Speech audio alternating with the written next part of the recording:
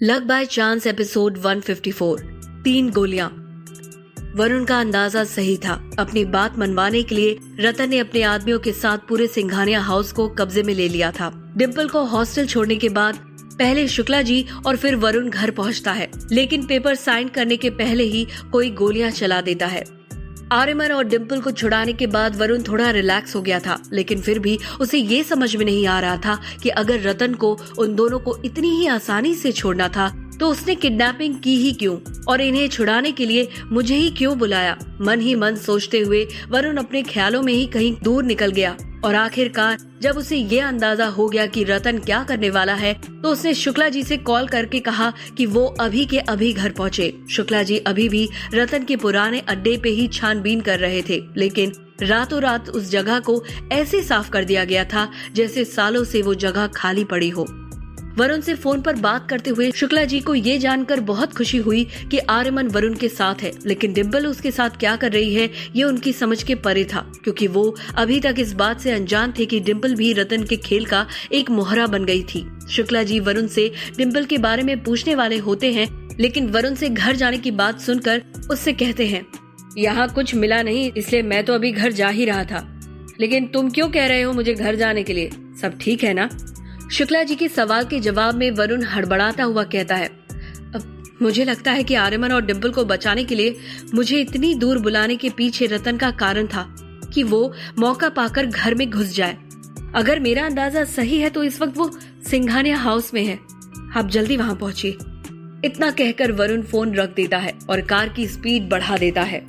वहीं शुक्ला जी अपने सारे आदमियों को लेकर सिंघानिया हाउस की तरफ निकल पड़ते हैं। वरुण का अंदाजा बिल्कुल सही था। सिंघानिया हाउस की तरफ बढ़ते हुए शुक्ला जी ने दूर से ही एक आदमी को बंगलों के छत पर पहरेदारी करते हुए देख लिया और अपने आदमियों को पूरी तरह तैयार रहने के लिए कहा। सिंघानिया हाउस के मेन लोहे के गेट पर शुक्ला जी को घर के गार्ड के बजाय रतन के आदमी ने रोका और गेट खोलने से साफ मना कर दिया। उस आदमी को देखकर लग रहा था कि उसे शुक्ला जी को परेशान करने के लिए ही वहां खड़ा किया है, और इस बात को समझकर शुक्ला जी ने उस आदमी का कॉलर पकड़ ऊपर अपने चेहरे के पास लाते हुए कहा, अंदर जाने के लिए जिस आदमी से बात करनी पड़ेगी उसे बुला, नहीं तो अंदर जाने के दूसरे रास्ते भी आते हैं मुझे। अपने आदमी को इस तरह हवा में लटके देख रायमा वहां आती है। रायमा को वहां देखकर शुक्ला जी को ये समझने में ज्यादा देर नहीं लगती कि वही रतन की राइट हैंड है, और वो उस आदमी का कॉलर छोड़ रायमा की तरफ बढ़ते हैं। रायमा शुक्ला जी को अपनी तरफ आता देख कहती है, मैं सोच ही रही थी कि तुम पहले यहाँ पहुँचोगे या वरुण। वैसे काफी टाइम लग गया वरुण को हमारे प्लान के बारे में पता लगाने में, क्योंकि तुम्हारी बैल बुद्धि में तो हमारे यहाँ होने की बात आई नहीं होगी। शुक्ला जी का दिमाग पहले से ही खराब था। ऊपर से रायमा की ये बात सुनकर वो उसके थोड़ा पास पहुँचते हैं और अपने कमर पर खोसी हुई पिस्तौल निकालकर वहाँ फैले रतन के आदमियों की आंखों से बचाते हुए रायमा के पेट में रखकर कहते हैं, मेरे अंदर जाने के लिए एक गोली काफी होगी या 6 की 6 उतार दूं?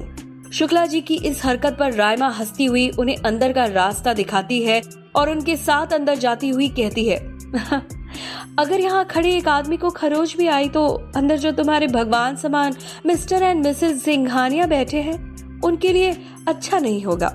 इसलिए अगर तुम्हें और तुम्हारे आदमियों को अंदर आना है तो उनसे कहो कि अपने हथियार एक तरफ जमा करवा दे। शुक्ला जी रायमा की इस धमकी को हल्के में नहीं ले सकते थे, क्योंकि उन्हें पहले से ही अंदाजा हो गया था कि बंगले के अंदर का नजारा क्या होगा। इसीलिए उन्होंने अपने सारे आदमियों को सरेंडर करके चुपचाप अंदर आने के लिए कहा। शुक्ला जी जैसे जैसे रायमा के साथ आगे बढ़ते जा रहे थे वैसे वैसे उन्हें बंगलों के आसपास हमेशा पहरा देने वाले अपने आदमी रायमा की कैद में दिख रहे थे। जैसे कि वो बंगलों के दरवाजे पर पहुंचते हैं वो देखते हैं कि वहां घर के सबसे वफादार नौकर हरी की लाश पड़ी हुई है।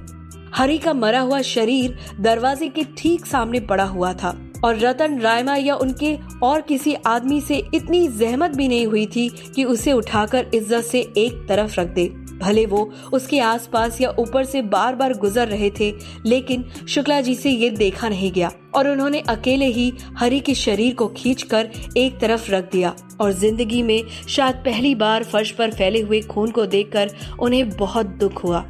शुक्ला जी थोड़ा आगे लिविंग रूम में गए तो वहां का नजारा देखकर उन्हें कोई आश्चर्य नहीं हुआ। लिविंग रूम में एक सिंगल सोफे पर हाथ में पिस्तौल लिए रतन बैठा था और उसके पास के सोफे पर वर्धमान और सरोज दोनों ही अंदर से काफी डरे हुए थे, लेकिन रतन के सामने ऐसे दिख रहे थे जैसे रतन और आदमियों का कोई खौफ नहीं है। तभी वर्धमान की नजर शुक्ला जी पर पड़ी जो रायमा के साथ खड़े थे। शुक्ला जी को सही सलामत अपने सामने देखकर वर्धमान को बहुत खुशी हुई और रतन ने शुक्ला जी को वहां देखकर कहा, अरे शुक्ला, खड़े क्यों हो? बैठो बैठो। अभी हम पुराने दिनों को ही याद कर रहे थे। क्या है ना कि जब तक वरुण यहाँ नहीं आ जाता हम मेरे प्लान का नेक्स्ट लेवल शुरू नहीं कर सकते। अब इस उम्र में अंताक्षरी खेलना तो अच्छा नहीं लगता, इसलिए मैंने वर्धमान भैया से पूछा कि वो अपनी लाइफ का सबसे बड़ा दुश्मन किसे मानते हैं, जैसे मैं इन्हें अपनी लाइफ का सबसे बड़ा दुश्मन मानता हूँ। तो इन्होंने जवाब में कहा कि मेरे बाप धूमकेतु को। तुम ही बताओ, कमाल की बात नहीं है कि जिस आदमी ने अपना सब कुछ तुम्हारे नाम कर दिया तुम उसे अपनी लाइफ का सबसे बड़ा विलेन मान रहे हो। अच्छा शुक्ला, तुम ये बताओ कि ऐसा क्यों होता है कि आदमी हमेशा अपने से अमीर को ही अपना दुश्मन मानता है? जहां शुक्ला जी के पास रतन की इन बेतुकी बातों का कोई जवाब नहीं था, वहीं दूसरी तरफ वरुण अपनी कार को 80 से 100 की स्पीड पर भगाता हुआ जल्द से जल्द सिंघानिया हाउस पहुंचने की कोशिश करने लगा। वरुण के साथ कार में डिम्पल भी थी, लेकिन वहां ऐसे सन्नाटा छाया था जैसे कोई हो ही ना। जहां आर्मन अपने मन में पछतावे के कारण कुछ नहीं बोल रहा था और चुपचाप मन ही मन ये सोचने में लगा था कि रतन के प्लान के फेल होने के बाद वो क्या करेगा, वहीं डिम्पल जैसे अभी तक किडनैपिंग के सदमे में थी। ऐसे हालात में भी डिम्पल समझ गई थी कि जरूर वरुण और उसके परिवार में कुछ सीरियस चल रहा है, लेकिन वरुण के चेहरे की परेशानी को देखते हुए डिम्पल को इस वक्त कुछ भी कहना ठीक नहीं लगा। डिम्पल अभी पूरे मामले को समझने की कोशिश ही कर रही थी, तब तक वरुण ने रिया को कॉल कर अपने हॉस्टल के नीचे आने को कह दिया था ताकि वो संभाल कर डिम्पल को ऊपर ले जा सके। डिम्पल को ये बात बिल्कुल पसंद नहीं आती, फिर भी वो वरुण पर नाराज होने की जगह शांति से उससे कहती है, मुझे पता है तुम बहुत परेशान हो वरुण, इसीलिए प्लीज मुझे थोड़ी हेल्प करने दो। प्लीज मुझे अपने साथ ले चलो, शायद मैं किसी काम आ सकूं। इस पर वरुण मुस्कुराने की कोशिश करता हुआ कहता है, इस वक्त मेरी बेस्ट हेल्प यही होगी कि तुम हॉस्टल में सेफ रहो डिम्पल, मैं तुम्हें सब ठीक हो जाने पर मिलने आऊंगा।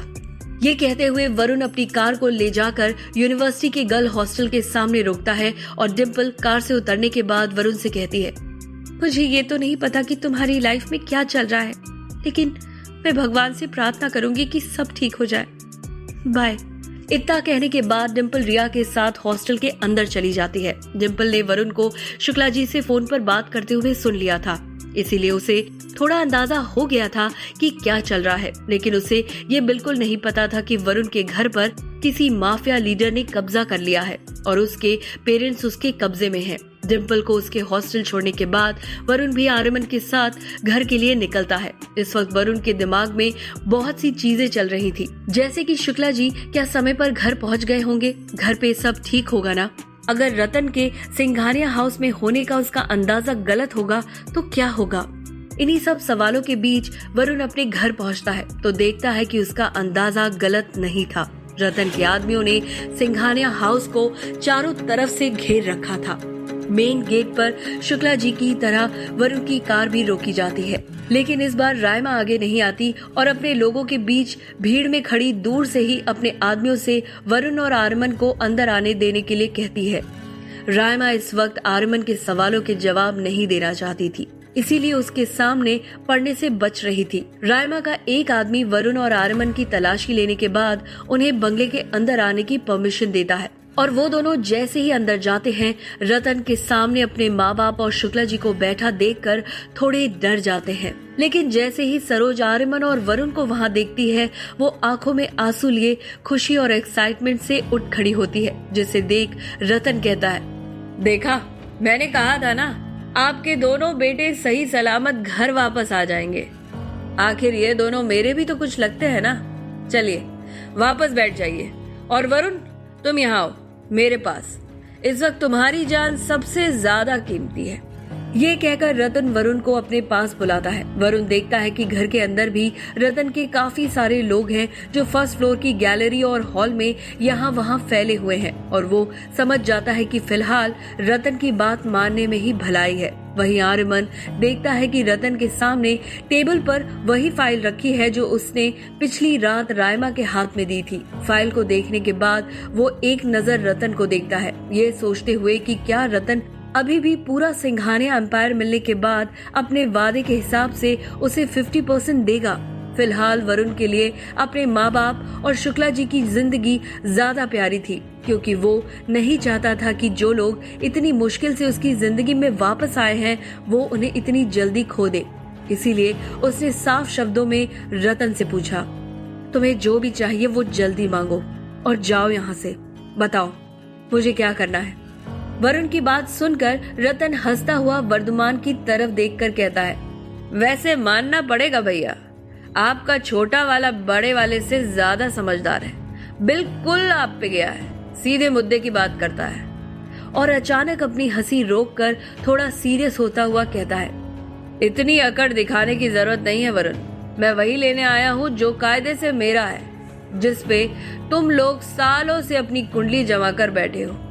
ये तुम्हारे सारे प्रॉपर्टीज और बिजनेस के पेपर जिसे मैं चाहता हूँ कि तुम साइन करके मेरे नाम कर दो। रतन की बात सुनने के बाद वरुण बिना कुछ कहे टेबल पर फाइल के पास रखे पेन को उठाने से पहले एक बार अपने पापा, माँ और शुक्ला जी की तरफ देखता है, लेकिन उनकी तरफ से कोई इशारा नहीं आता कि उसे ये काम करना चाहिए या नहीं, क्योंकि इस वक्त हवाएं रतन के हक में बह रही थी। चंद मिनट सोचने के बाद वरुण ने टेबल पर रखे पेन को उठाते हुए फाइल को खोला और उस पर साइन करने ही वाला था कि किचन की तरफ से एक के बाद एक 4 गोली चली जो ठीक निशाने पर लगी। कौन है ये गोलियां चलाने वाला और किसे लगी है ये 4 गोलियां, जानने के लिए सुनिए लक बाय चांस का अगला एपिसोड सिर्फ पॉकेट FM ऐप पर।